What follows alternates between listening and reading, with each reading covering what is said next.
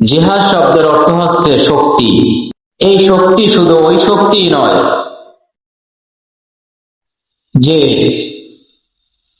মুমিন শক্তি দিয়ে নিজের সম্পদ বৃদ্ধি করবে, নিজের শক্তি দিয়ে নিজের বীরত্বকে প্রকাশ করবে, নিজের শক্তি দিয়ে দেশের সীমানাকে বৃদ্ধি করবে। এই শক্তি সেই শক্তি নয় যেই শক্তি দিয়ে দেশের ক্ষমতা অর্জন করবে। শরিয়ার পরিভাষায় এই শক্তিকে জিহাদ বলে না। এই শক্তিকে কি বলে না? বলেন, জিহাদ বলে না। সারসংক্ষেপ হলো,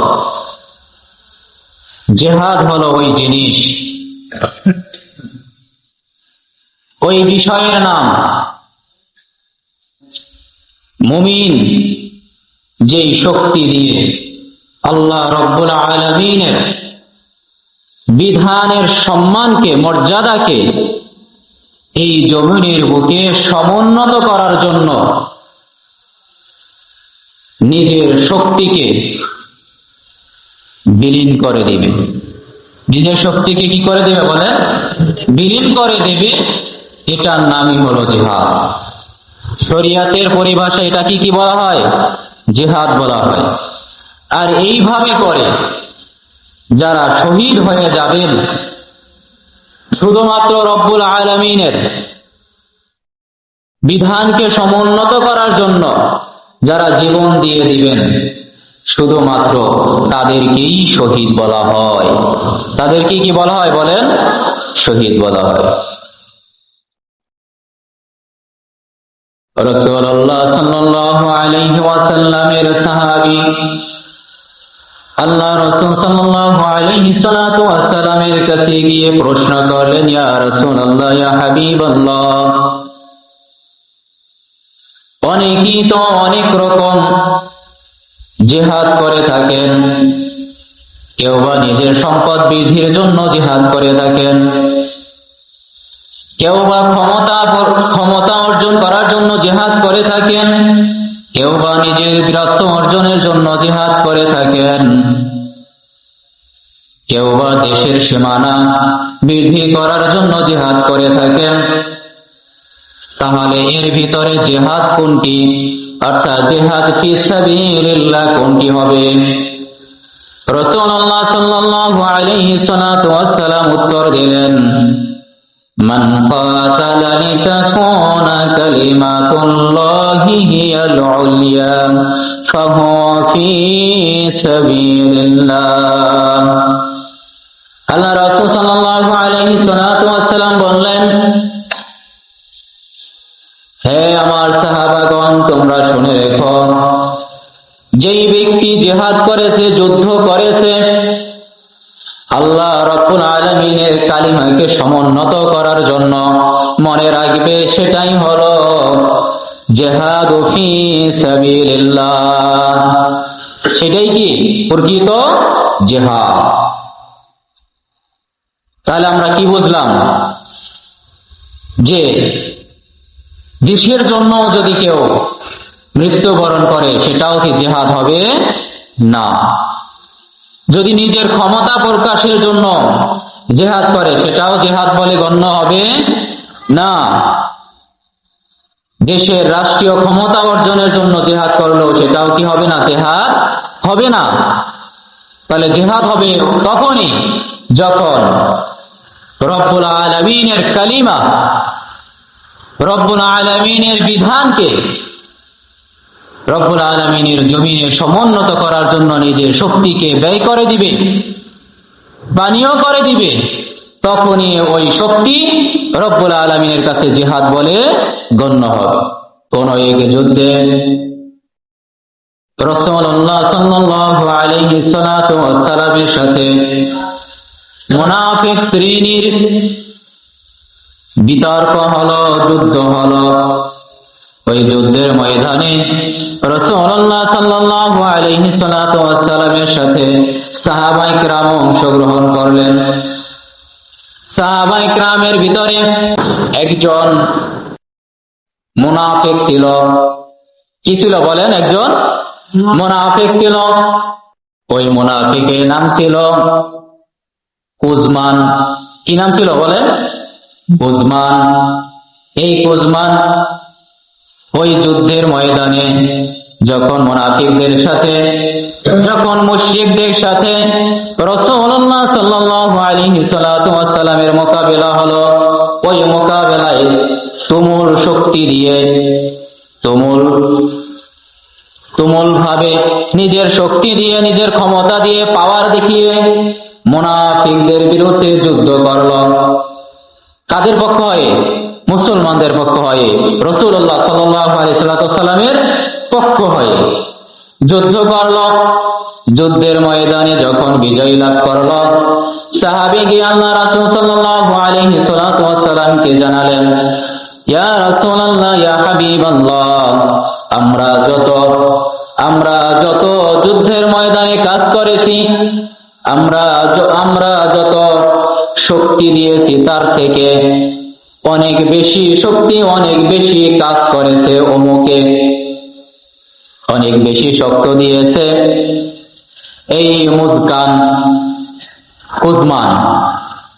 রাসূলুল্লাহ সাল্লাল্লাহু আলাইহি ওয়াসাল্লাম সেই সম্পর্কে সংবাদ দিলেন।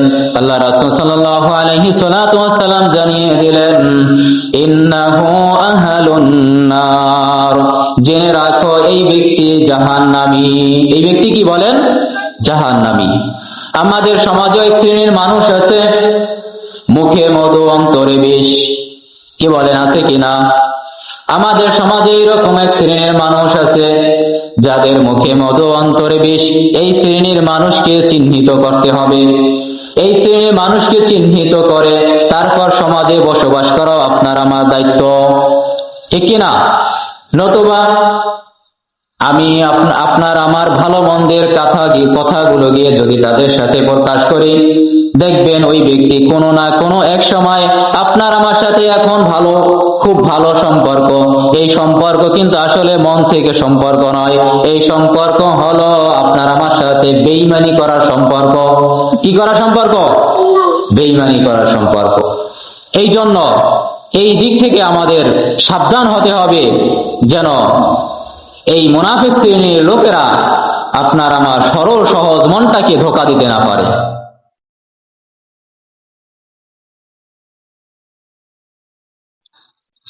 আল্লাহ রাসূল সাল্লাল্লাহু আলাইহি ওয়াসাল্লাম মক্কা থেকে মদিনায় হিজরতের পূর্বে জিহাদ করা আল্লাহ রাসূল সাল্লাল্লাহু আলাইহি ওয়াসাল্লামের জন্য এটা দায়িত্ব ছিল না।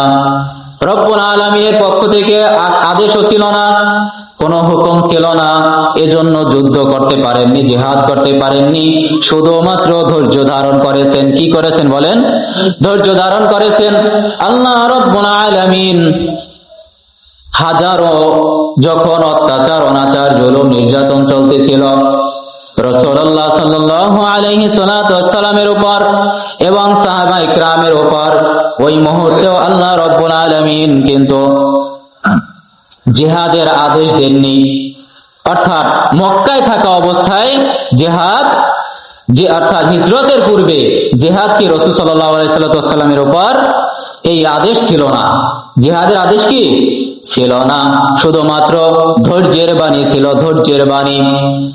আল্লাহ রব্বুল আলামিন এক আয়াতে বলেন, ওয়াস্তাঈনু বিস-সাবরি ওয়াস-সালাহ ইন্নাল্লাহা মা'আস সাবিরিন। আরে ধৈর্য হলো মানুষ, আল্লাহ রাব্বুল আলামিন জানিয়ে দেন তোমরা ধৈর্য ধারণ করবে, তোমরা আল্লাহ রাব্বুল আলামিনের কাছে প্রার্থনা করবে, আল্লাহ রাব্বুল আলামিনের কাছে চাইবে, আশ্রয় চাইবে দুইটা জিনিসের মাধ্যমে। তার মধ্যে একটা হলো রব্বুল আলামিনের প্রতি তোমরা ধৈর্য ধারণ করবে। কি করবে? ধৈর্য ধারণ করবে। আর একটা হলো তোমরা নামাজ পড়বে। কি পড়বে? নামাজ পড়বে। তাহলে দুইটা জিনিসের মাধ্যমে রব্বুল আলামিনের কাছে আমরা প্রার্থনা করব। একটা হলো নামাজ আর দ্বিতীয়টা হলো ধৈর্য। দ্বিতীয়টা কি? ধৈর্য। আল্লাহ রব্বুল আলামিন বলেন ইন্নাল্লাহা মা'আস সাবিরিন। তাহলে অবশ্যই ওই ধৈর্য ধারণকারীদের সাথে রব্বুল আলামিনকে তোমরা দেখতে পাবে। এই জন্য আমরা আমরা বিপদ আপদে পড়লেও আমরা মনে রাখবো যে রব্বুল আলামিন কিন্তু ধৈর্যশীলকে পছন্দ করেন। রব্বুল আলামিনের কাছে চাইতেও হবে, আবার রব্বুল আলামিনকে সন্তুষ্টি করার জন্য নামাজও পড়তে হবে, ঠিক কি না? রব্বুল আলামিন আল্লাহ রাসূল সাল্লাল্লাহু আলাইহি সাল্লাতু ওয়াসসালাম হাদিস শরীফের ভিতরে ইরশাদ করেন, মান লাম ইয়াসআলিল্লাহ ইয়াগদাব আলাইহি, যেই ব্যক্তি রব্বুল আলামিনের কাছে চায় না, আল্লাহ রব্বুল আলামিন ওই ব্যক্তির প্রতি কিন্তু রাগান্বিত হয়ে যান। কি হয়ে যান? রাগান্বিত হয়ে যান। আমরা একটু একটু বিপদে পড়লেই, আমরা একটু একটু বিপদ আপদে পড়লেই আমরা কিন্তু বিভিন্ন এই মুনাফিক শ্রেণীর কাছে দৌড়াই থাকি, যারা প্রকৃতপক্ষে আসলে মুনাফিক, যারা সমাজের ভিতরে একটু ক্ষমতা নিয়ে তারপর এই দুর্বল অসহায় লোকদের উপর জুলুম অত্যাচার করে, জুলুম অত্যাচারের রোলার চালায়। কি চালায়? স্টিম রোলার চালিয়ে থাকে এই একটু পাওয়ার নিয়ে, একটু ক্ষমতা পেয়ে। চালায় কি চালায় না? আর আমরাও কিন্তু একটু বিপদে পড়লি তখনই তাদের কাছে ছুটে যাই, অথচ আমাদের দায়িত্ব হলো ওই মুহূর্তেও আল্লাহ রব্বুল আলামিনকে ভুলে না যাওয়া। বলতেছিলাম রাসূলুল্লাহ সাল্লাল্লাহু আলাইহি সাল্লাতু ওয়াসসালামের উপর হিজরতের পূর্বে জিহাদের আদেশ ছিল না। তখন শুধু আল্লাহ রাব্বুল আলামিনের পক্ষে একটি বাণী ছিল, ধৈর্য ধারণ করুন, আপনি একটু অপেক্ষা করুন আর তাদেরকে জানিয়ে দিন যে তোমরা যে অত্যাচার অনাচার জুলুম নির্যাতন করতেছ, আমরা একটু অপেক্ষায় আছি রব্বুল আলামিন কখন আমাদেরকে আদেশ দিবেন। রব্বুল আলামিন যখন আদেশ দিবেন, হয়তো রব্বুল আলামিন সরাসরি তোমাদেরকে শাস্তি প্রদান করবেন, নতুবা আমাদের হাত দিয়ে তোমাদেরকে শাস্তি দিয়ে দিবেন।